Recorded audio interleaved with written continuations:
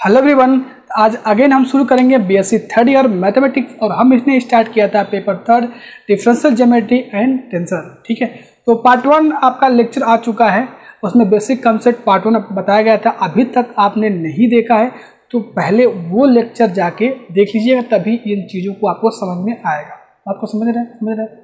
Part one का आपको link जो प्लेलिस्ट में मिल जाएगा, ये आप हमारे आई बटन में मिल जाएगा, जाकर देख लीजिएगा। डिस्क्रिप्शन में आपको व्हाट्सअप लिंक मिलेगा। बीएससी थर्ड ईयर के 4 व्हाट्सअप ग्रुप हैं, जो इसमें खाली मिले, जिसमें जगह मिले उसमें आप ज्वाइन हो जाइए। और टेलीग्राम चैनल जो हमारा है वो वहाँ भी जाके ज्वाइन हो सकते हैं। ठीक है, तो चलिए शुरू करते हैं। डिस्क्रिप्शन में आपको AST's fan club YouTube channel का लिंक मिलेगा, जिसमें आपको अपने कोई भी डाउट्स, किसी भी प्रकार का भी क्वेश्चन हो तो उसमें जाके पूछ सकते हैं। आपको पूरा उसमें वीडियो के माध्यम से आपको एक्सप्लेनेशन किया जाता है। तो चलिए शुरू करते हैं। Part two basic concept. देखिए, बचपन से हमने पढ़ते चले आ रहे हैं कि इनको हम क्या बोलते हैं। थोड़ा सा देखते हैं, थोड़ा सा बेसिक हम डाउट्स होंगे इसमें, मुझे पता है। तो इसको हम अपने जब तक हम टेंसर नहीं पढ़े तब तक उसमें हम इसको हम क्या बोलते चले आ रहे हैं। इसको हम बोलेंगे एक्स, इसको बोलेंगे एक्स, इसको बोलेंगे एक्स स्क्वायर, इसको बोलेंगे एक्स क्यू, इसके पावर 4। लेकिन टेंसर में आप इसको स्क्वायर नहीं बोल सकते। एक्चुअली में जो बचपन से पढ़ते चले आ रहे हैं वो ये है, एक्स स्क्वायर नहीं है, ये x2 है, ये क्या है x3 है, ये क्या है x4 है। बात को समझ में आ रहा है कि नहीं आ रहा है? तो ध्यान रहे, कहीं टेंशन में आपको ये x के पावर में लिखा है तो आप इसको ये मत समझिएगा एक्स स्क्वायर है, एक्स क्यू है, एक्स के पावर 4 है। ये क्या है? x2 है, ये x3 है, ये x4 है। अब देखिए x2, देखिए ये आप देखिए, इसको आप बोलोगे x2 का स्क्वायर है ना। क्या बोलोगे इसको? आप इसको x2 का स्क्वायर बोलोगे क्या है? x2 का स्क्वायर बोलोगे। लेकिन अगर हम बात करें कि टेंसर में x2 का स्क्वायर क्या होता है, तो देखिए ये तो सिंपल हो गया, आप इसको पढ़ते चले आ रहे हैं। ये है हमारा टेंसर में, ये टेंसर के में ये आपको, इसको हम क्या पढ़ेंगे? x2 पढ़ेंगे। क्या पढ़ेंगे? इसको x2 बोलेंगे, या आप इसको x3 बोल सकते हैं, या इसको x4 बोल सकते हैं, इसको x5 बोल सकते हैं। अब इनका स्क्वायर क्या होता है, इसके पावर में लिखेंगे हम, यानी इसको बोलेंगे x2 का स्क्वायर। क्या बोलेंगे? x3 का स्क्वायर, यहाँ x4 का स्क्वायर। तो सिंपल सा कंसेप्ट है, थोड़ा सा इसमें आपको डाउट्स होगा, इसको आप एक बार नोट कर लीजिएगा, अपने लैंग्वेज में लिख लीजिएगा कि ये जो स्क्वायर आपको दिख रहा है टेंसर में, ये आपको स्क्वायर नहीं है, ये x2 है, ये x3, x4 है।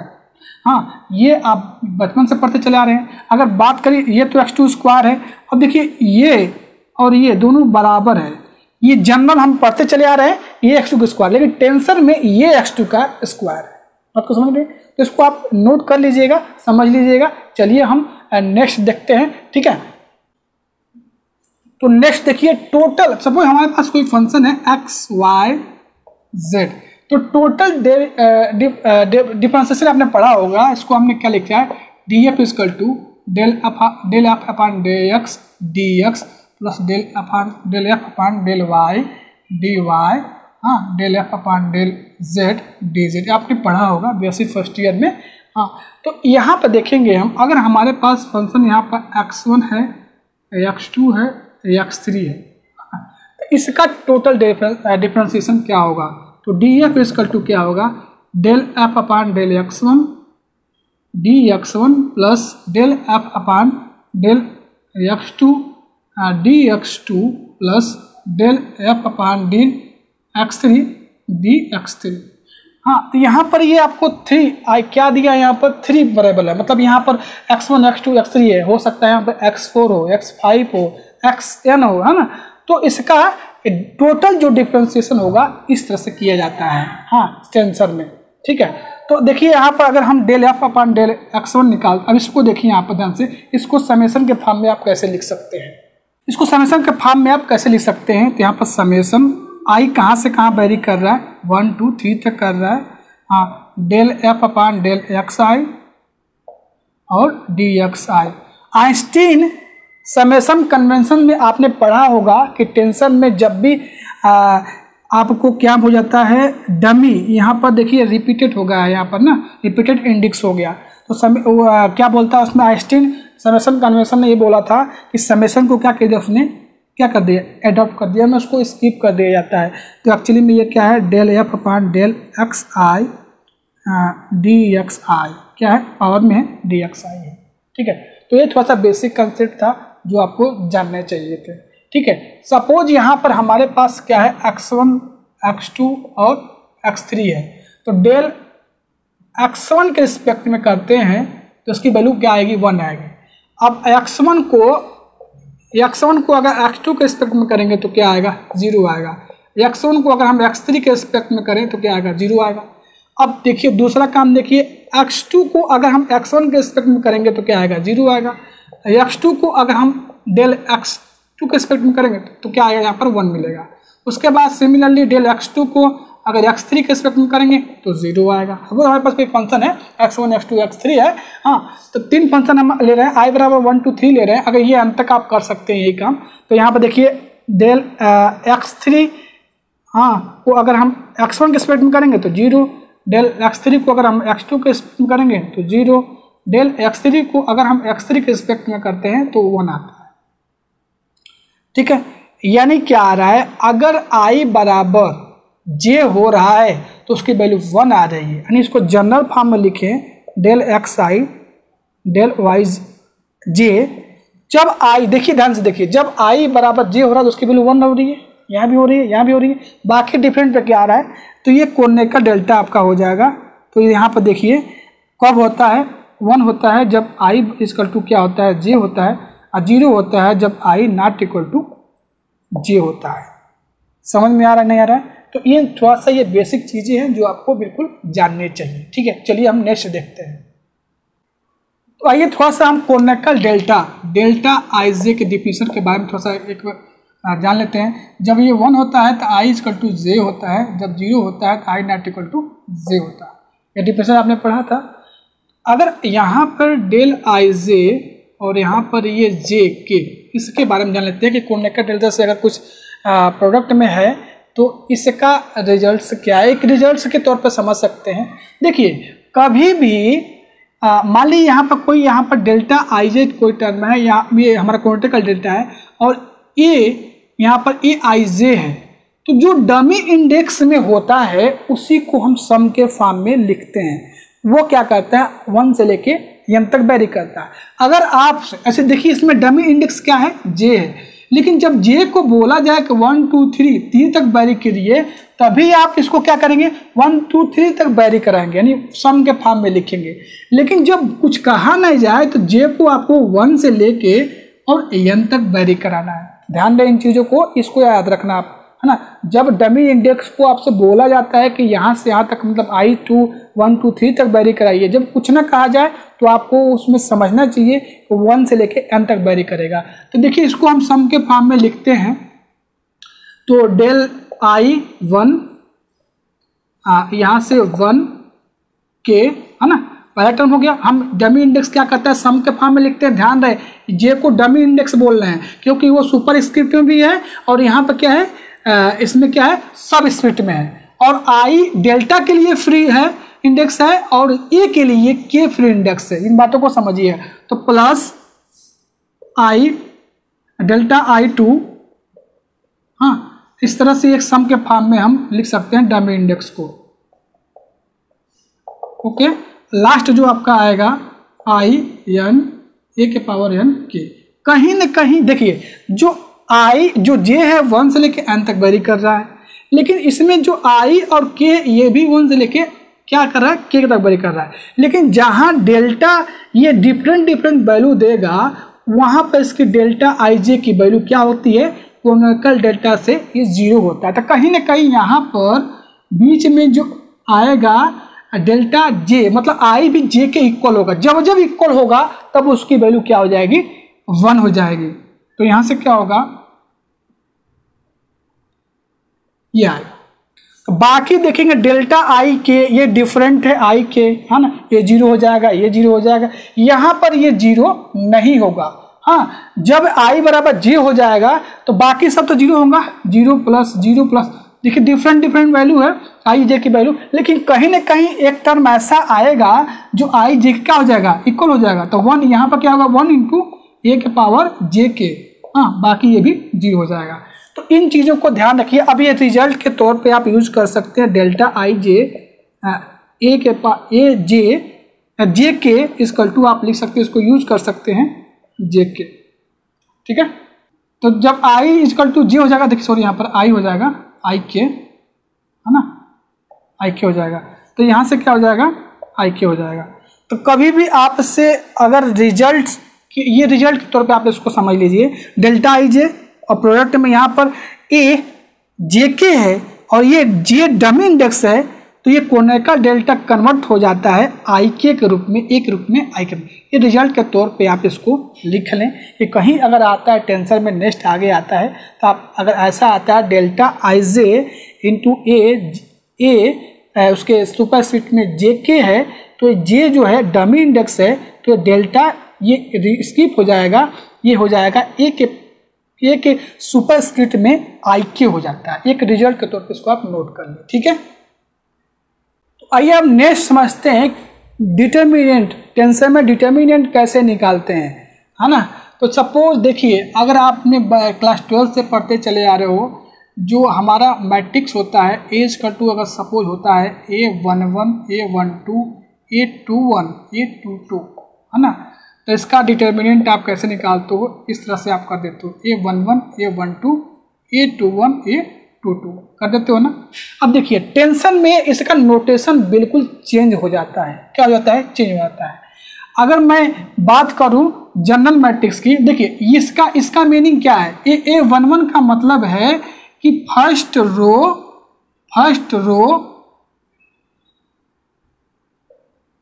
और फर्स्ट कॉलम, है ना, फर्स्ट कॉलम में। लेकिन टेंसर में ठीक इससे क्या हो जाएगा, उल्टा हो जाता है। कहने का मतलब क्या होता है, इसका नोटेशन बिल्कुल अलग हो जाता है। अगर मान लीजिए ये 2 क्लास 2 का अगर टेंसर कोई मैट्रिक्स मैं लिखता हूँ, डिटरमिनेंट निकालना है, तो ये देखिए यहाँ पर,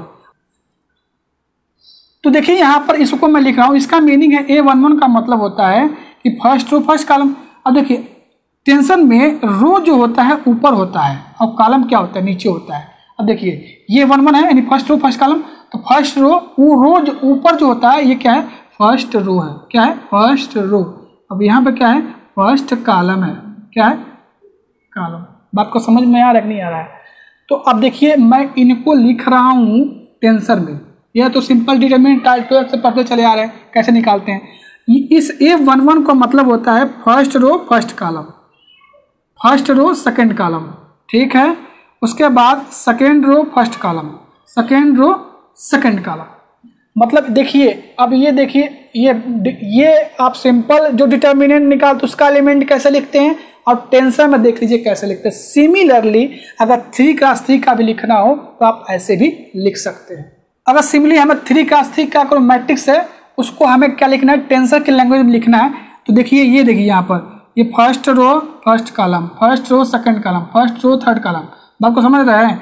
उसके बाद यहाँ पर second row first column, second row second column, second row third column, third row first column, third row second column, third row third column. देख लो ये 3x3 का क्या हो जाएगा, मैट्रिक्स हो जाएगा। मतलब डिटरमिनेंट निकालना हो तो देखिए इसमें कितना नोटेशन का फर्क है। टेंशन में यही होता है, नोटेशन क्या हो जाएगा, चेंज हो जाएगा। तो थोड़ा बहुत बेसिक जो आपको बताना था।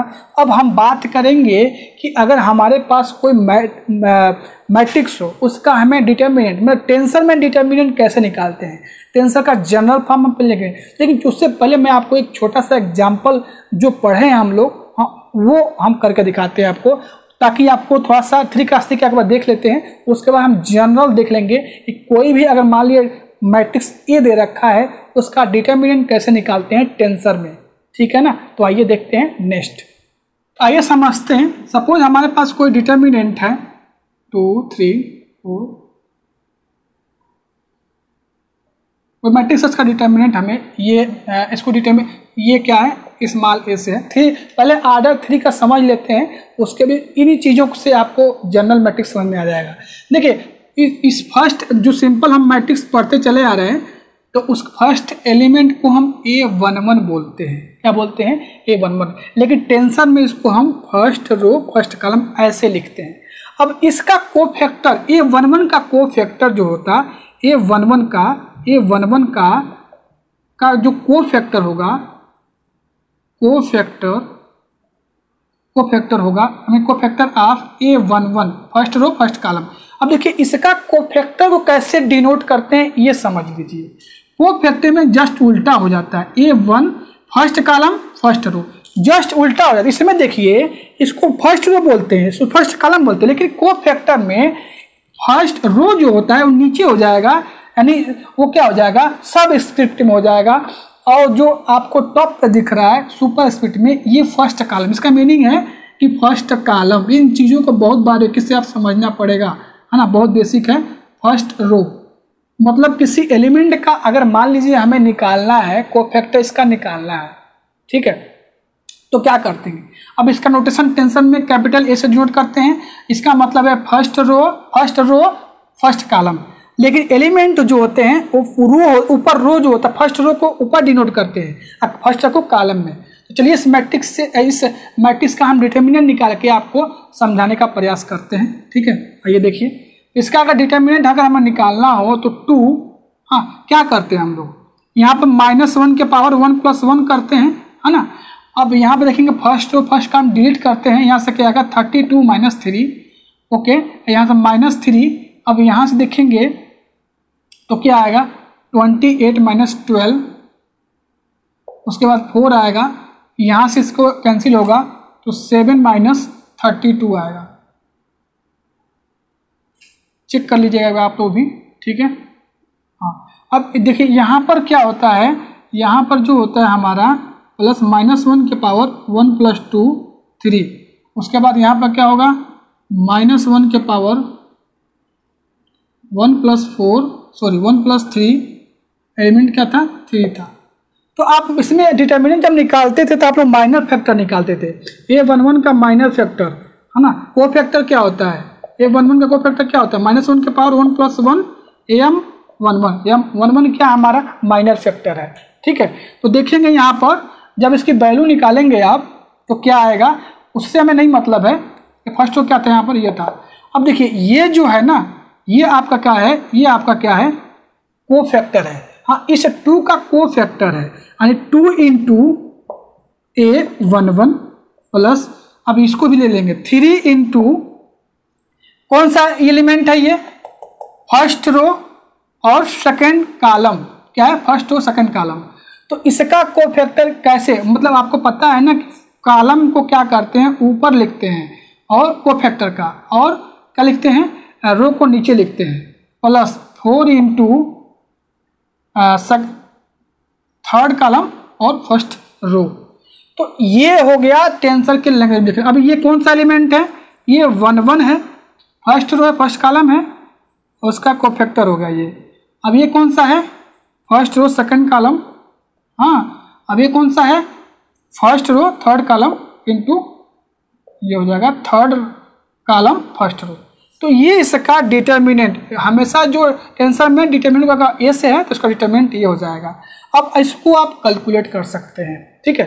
तो ये देखिए यहाँ पर, लेकिन एक चीज़ है, आप इसी रो के करस्पॉन्डिंग इसका कोफैक्टर लिखे हैं तो इसकी वैल्यू जो डिटर्मिनेंट की वैल्यू क्या आ रही है, ए आएगा, क्या आएगा, ए आएगा, अगर ये है तो टेंशन में ये नोटेशन हो जाता है, और जब इसकी वैल्यू क्या आएगी डिटर्मिनेंट। लेकिन जब इस फर्स्ट रो फर्स्ट कॉलम को, इस एलिमेंट को लिखेंगे और किसी दूसरे यानी सेकेंड रो के कोफैक्टर के अकॉर्डिंग आप इसको, अगर इसको कोफैक्टर जो ले रहे हो, इस एलिमेंट A11 का जो कोफैक्टर ले रहे हैं हम इस एलिमेंट के अकॉर्डिंग ले रहे हैं, यानी A21 के अकॉर्डिंग इसका कोफैक्टर ले रहे हैं, तो उस डिटर्मिनेंट की वैल्यू क्या आएगी, 0 आएगी। इस चीज़ को ध्यान में रखिएगा। कभी भी डिटर्मिनेंट निकालते समय अगर ये A11 एलिमेंट लिए हैं और कोफैक्टर इसका किसी दूसरे एलिमेंट के, दूसरे रो के अकॉर्डिंग ले लेते हैं तो उसकी वैल्यू हमेशा 0 होती है। ये चीज़ ध्यान रखिएगा आप, ठीक है। तो आपने A11 एलिमेंट क्या है, 2 है। अगर इसका कोफैक्टर हम लेंगे, कोफैक्टर लेते हैं सेकंड रो के अकॉर्डिंग लेते हैं, मतलब second row delete first column delete, तो क्या बचा आपका 12 - 3, ये आपने लिया। यानी जो A11 का कोफैक्टर आपने ले लिया वो क्या ले लिया, A11 का कोफैक्टर आपने क्या ले लिया इनटू ये कौन सा आपका है, ये है आपका सेकंड रो और फर्स्ट कॉलम, ठीक है, ओके। अब यहाँ पे देखेंगे, तो इसमें देखिए तो ये आएगा इस 3 के अकॉर्डिंग, A12 जो है इसके, अब देखिए सेकंड रो फर्स्ट कॉलम, ये कौन सा हमारा है, सेकंड रो और first column, second row second column, sorry क्या सेकेंड रो, ये कौन सा है सेकेंड रो और सेकेंड कॉलम, तो ये 2 2 आएगा। उसके बाद जो ये एलिमेंट है A13 है, इसका कोफैक्टर हम ले रहे हैं इस एलिमेंट यानी 1 2 3 के अकॉर्डिंग, यानी क्या है ये हमारा क्या है, ये कौन सा एलिमेंट है सेकेंड रो थर्ड कॉलम, है ना। तो जब इसकी इसको इस फर्स्ट रो के जो एलिमेंट है A11 A12 A2 A13, इसका जो कोफैक्टर आप मल्टीप्लाई करते हो तो दूसरे रो से अगर हमने कर दिया तो उसकी वैल्यू क्या आ जाएगी 0 आ जाएगी, क्या आ जाएगी 0 आ जाएगी। इन चीज़ों को ध्यान में रखना आप, ठीक है। जिस एलिमेंट के करस्पॉन्डिंग निकाल रहे हैं आप उसी के करस्पॉन्डिंग कोफैक्टर से मल्टीप्लाई करेंगे तो डिटरमिनेंट की वैल्यू मिलेगी, ठीक है। लेकिन जब उसके फर्स्ट रो को जैसे डिटरमिनेंट आप क्या कर सकते हैं, फर्स्ट रो के अकॉर्डिंग निकाल सकते हैं, सेकेंड रो के अकॉर्डिंग निकाल सकते हैं, थर्ड रो के अकॉर्डिंग निकाल सकते हैं, आपको पता है। हाँ, लेकिन हम एलिमेंट जो ले रहे हैं A11 A12 A13 ये ले रहे हैं और इसका कोफैक्टर दूसरे रो से हम मल्टीप्लाई करके देंगे तो उसका डिटरमिनेंट हमेशा क्या आएगा 0 आएगा। यही चीज़ आपको बताना चाह रहा था मैं, ठीक है। एग्जाम्पल के थ्रू आप समझ सकते हैं। और जब जिस मान लो A11 है A12 है A13 है, इसी के अकॉर्डिंग कोफैक्टर से मल्टीप्लाई करेंगे तो उसकी वैल्यू डिटरमिनेंट की A आएगी। ये आर्डर 3 का था, क्या था आर्डर 3 का आपने देखा, ठीक है। अब हम क्या करेंगे आर्डर n का देखेंगे कि टेंशन में आर्डर n का डिटरमिनेंट कैसे निकालते हैं। थोड़ा सा एक बार आप समझ लीजिए, इस मैट्रिक्स का मतलब इसका डिटरमिनेंट आप निकालेंगे। सपोज मान लेते हैं ये नहीं है 50 नहीं आएगा, मान लेते 50 आता है, लेकिन यहाँ जो एलिमेंट है इसका कोफैक्टर हम इस एलिमेंट के अकॉर्डिंग ले, इस एलिमेंट के अकॉर्डिंग 2 1 के अकॉर्डिंग ले कोफैक्टर ले। और यहाँ पर जो एलिमेंट है आपका 1 2 है, ये 1 2 जो का कोफैक्टर जो है 8 के अकॉर्डिंग ले, यानी कोफैक्टर चेंज कर रहे हैं, चेंज करेंगे तो उसकी वैल्यू यहाँ पर ये क्या आ जाएगी 0 आ जाएगी। बात को समझ रहे हैं। आपने इसका डिटरमिनेंट निकाला, सपोज मान लेते हैं 50 जितना भी आए 50 आ रहा है, हमने क्या किया इस A11 के अकॉर्डिंग कोफैक्टर लिखा है यहाँ पे, ठीक है दिख रहा है आपको A11 के अकॉर्डिंग कोफैक्टर लिखा है। लेकिन अगर मैं एलिमेंट A11 लिखूं और इसका कोफैक्टर मैं 7 के अकॉर्डिंग लिखता हूं, हाँ इसका A11 का कोफैक्टर ए हम क्या लिख रहे हैं 2 1 लिख रहे हैं, और A12 का कोफैक्टर 2 2 लिख रहे हैं, और 4 A13 का फैक्टर हम 2 3 लिख रहे हैं, तो उसका डिटरमिनेंट की वैल्यू क्या आ जाएगी 0 आ जाएगी जब कोफैक्टर आप चेंज करते हो तो, ठीक है। और उसी के अकॉर्डिंग कोफैक्टर लिखोगे तो डिटरमिनेंट की वैल्यू आएगी। तो आपने 2 का 3 का 3 में समझा यहाँ पर। तो अगर इसकी देखिए ये आपका ए से डिनोट करते हैं आप, है ना। तो देखिए अगर हमने A11 लिया है और कोफैक्टर भी इसी के अकॉर्डिंग ले रहे हैं तो इसकी डिटरमिनेंट क्या आएगी ए आएगी। अगर सपोज इसका डिटरमिनेंट ए है तो ठीक है ए आएगी। लेकिन अगर इसका हमने A11 का कोफैक्टर हमने इसके अकॉर्डिंग लिया है 1 2 के अकॉर्डिंग लिया है, 1 2 का जो कोफैक्टर हमने 2 2 के अकॉर्डिंग लिया है, बात को समझ रहे हैं। और 1 3 का कोफैक्टर हमने 1 3 का कोफैक्टर हमने सेकेंड रो और थर्ड कॉलम के अकॉर्डिंग लिया है, तो इनकी जो वैल्यू आ जाएगी 0 आ जाएगी। ये 2 चीज़ आप समझिएगा। तो यही हम एन आर्डर में भी देखेंगे। बात को समझ में, आर्डर 3 का था, अब इसको हम एन आर्डर में देखेंगे। तो आइए देखते हैं एन आर्डर में ये टेंसर में डिटरमिनेंट कैसे निकालते हैं एन आर्डर में, ठीक है। आइए देखते हैं। तो आइए टेंसर में हम आर्डर n का डिटरमिनेंट कैसे निकालते हैं इसको समझते हैं। Consider determinant of order n given by, हम ए स्मॉल ए से डिटरमिनेंट को डिनोट करते हैं।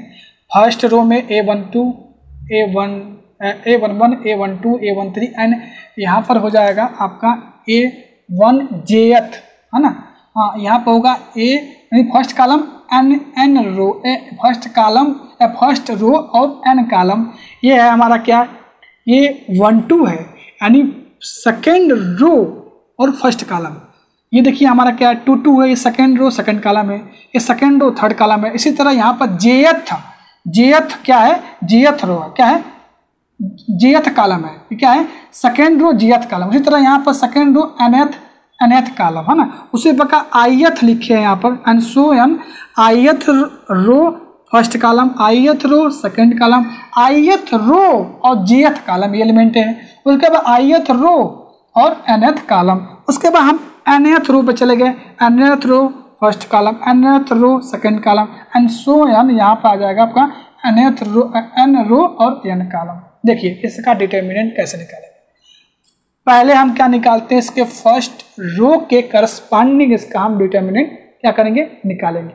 ठीक है, तो देखिए क्या कैसे निकालेंगे डिटर्मिनेंट। यहाँ से क्या आएगा, हमने पहला एलिमेंट लिया A11 लिया, अब इसी के अकॉर्डिंग हम क्या लेंगे, इसका कोफैक्टर। देखिए आप डिटर्मिनेंट क्या करते हैं कि फर्स्ट रो के अकॉर्डिंग निकाल सकते हैं, ठीक है, सेकेंड रो के अकॉर्डिंग निकाल सकते हैं, हाँ थर्ड रो के अकॉर्डिंग निकाल सकते हैं। तो इसमें टेंसर में हम क्या कर रहे हैं, हम इसके जनरल फॉर्म में ith रो के अकॉर्डिंग हम इसका क्या निकाल रहे हैं, डिटर्मिनेंट निकाल रहे हैं। क्या निकाल रहे हैं, इसके ith रो के करस्पॉन्डिंग हम इसका डिटर्मिनेंट फाइंड कर रहे हैं। तो देखिए ith रो में यहाँ पर ith row first column, okay.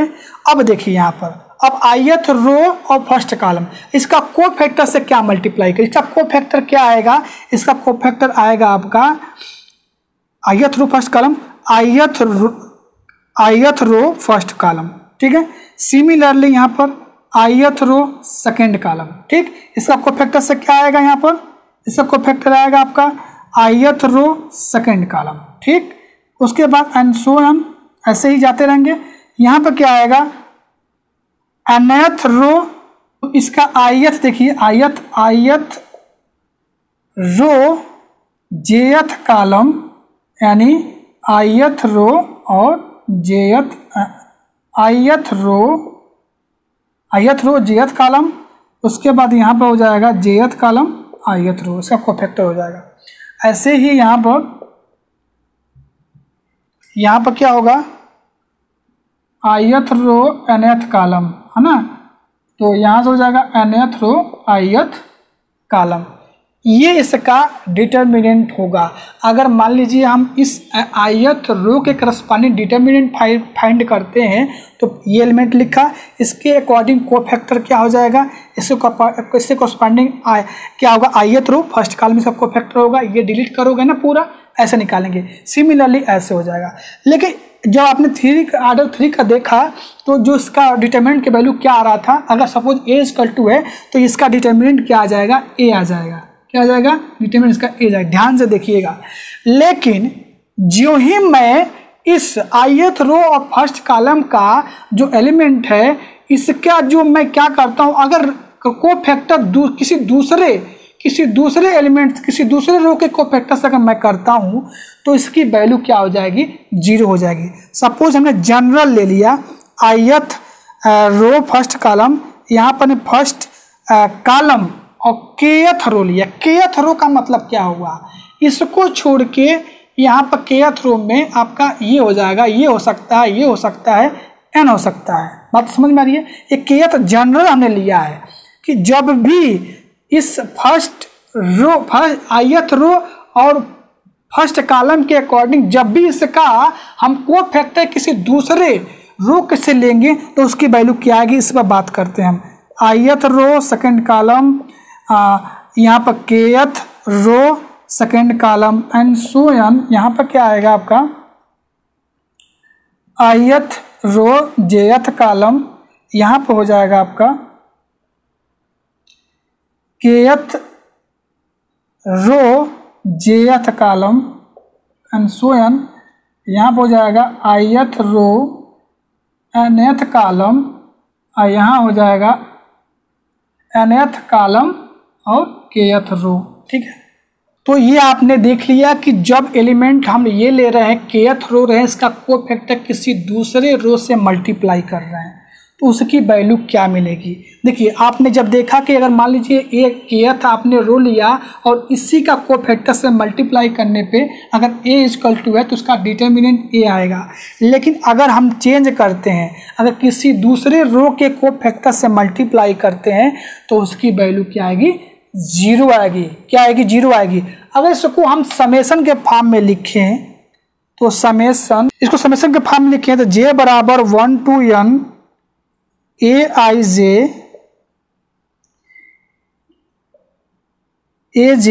k।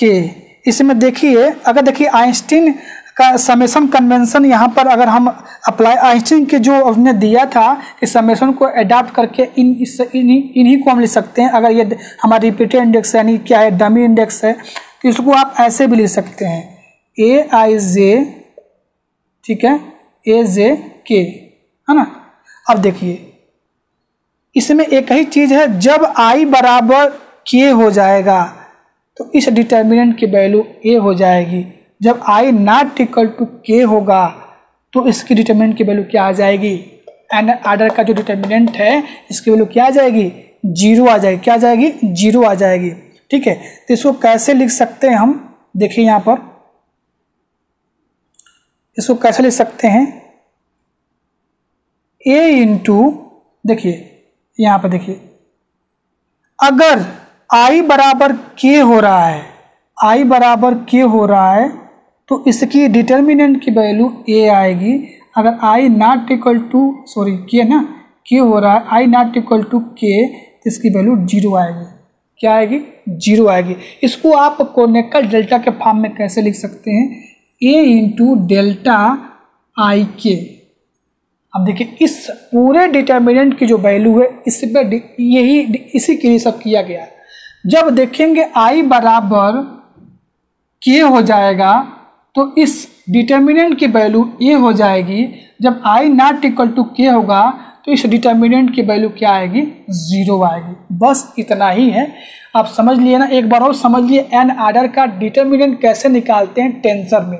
ठीक है, अगर मान लीजिए आप कोई first row, second row, third row, N row के अकॉर्डिंग आप डिटर्मिनेंट को फाइंड कर सकते हैं। बात समझ में आ रहा है, उसके अकॉर्डिंग आप डिटर्मिनेंट को फाइंड कर सकते हैं। हमने क्या किया, केथ रो से हमने क्या कर रहे हैं, डिटर्मिनेंट फाइंड कर रहे हैं। अब ध्यान से देखिएगा, ये क्या है, केथ रो और फर्स्ट कॉलम है।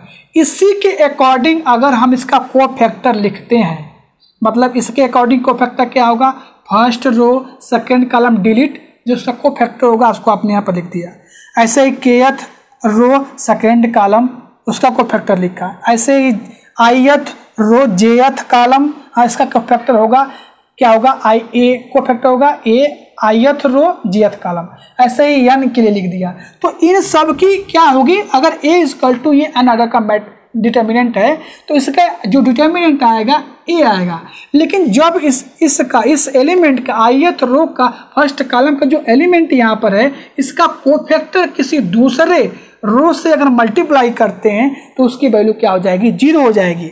तो हमने एक जनरल ले लिया, इस के जगह पे जो सबको फैक्टर हमने क्या कर दिया, के ले लिया, यानी आईथ रो फर्स्ट कॉलम इंटू को फैक्टर दूसरा ले लिया। अब ये के का जगह पे क्या हो सकता है, कुछ भी हो सकता है। क्या हो सकता है, कुछ भी हो सकता है। बात को समझ में आ रहा नहीं आ रहा है।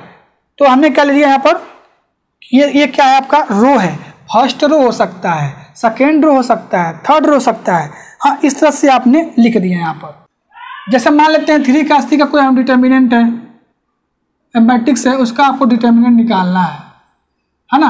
तो मान लीजिए आप ऐसे निकालते हो, है ना, फर्स्ट रो इसका कोफैक्टर लिखते हो, है ना, A11 लिखते हो, प्लस यहाँ पर क्या हो जाएगा 2 सेकेंड जो फर्स्ट कॉलम एलिमेंट जो है उसके बाद 1 2 आ जाएगा। उसके बाद 3 लिखो फर्स्ट रो और थर्ड कॉलम डिलीट करके हम A13 लिखते हैं। तो ये 11 A11 A12 A13 इसका कोफैक्टर है। लेकिन एलिमेंट को हम यही रहने दें, इसका कोफैक्टर कोई और ले लें। हम क्या ले लें, कोफैक्टर कोई और, इस एलिमेंट का कोफैक्टर ले लें। बात को समझ में आ रहा नहीं आ रहा है, यानी 1 into second row first column ले लें, 1 2 ले लें, हाँ 2 into second row second column ले लें यहाँ पर। उसके बाद 3 into second row third column ले लें। तो जब इसके कोफैक्टर से मल्टीप्लाई, इसकी वैल्यू तो नहीं 0 आएगी, इसकी वैल्यू 0 नहीं आएगी, इसका कोई डिटरमिनेंट कोई वैल्यू आएगा, लेकिन ये जो वैल्यू आएगी ये 0 आएगी। यही आपको इसमें एन आर्डर में बताया गया है। समझ में आ रहा नहीं आ रहा है। तो टेंसर में जो डिटर्मिनेंट होता है इसी तरह से निकाला जाता है। आपको ये जब कभी भी कितने भी आर्डर का हो, आपको बस ये याद रखना है कि ith रो में देखिए, हाँ ith रो में देख लीजिए, यहाँ पर ith रो अगर रो के अकॉर्डिंग निकालेंगे, अगर उसी के अकॉर्डिंग कोफैक्टर निकालेंगे तो जो उसकी वैल्यू डिटरमिनेंट की होगी वह ए आएगी। अगर इसका जो रो हम कोफैक्टर किसी और रो का लेते हैं तो उसकी वैल्यू क्या आएगी, 0 आएगी। ये होता है टेंसर में डिटरमिनेंट ऐसे निकालते हैं। बात को समझ में आ रहा है? चलिए इसको आप नोट डाउन कर लीजिए, आपको बुक में भी मिल जाएगा डिटरमिनेंट के बारे में। नेक्स्ट वीडियो में हम डिफरेंशिएशन पढ़ेंगे, डिटरमिनेंट का डिफरेंशिएशन पढ़ेंगे। आज के लिए बस इतना रखते हैं। इन बेसिक कंसेप्ट को आपका जानना बहुत जरूरी है, तभी आपको टेंसर में आगे समझ में आएगा। मिलते हैं फिर नेक्स्ट वीडियो में, तब तक थैंक यू, बाय बाय।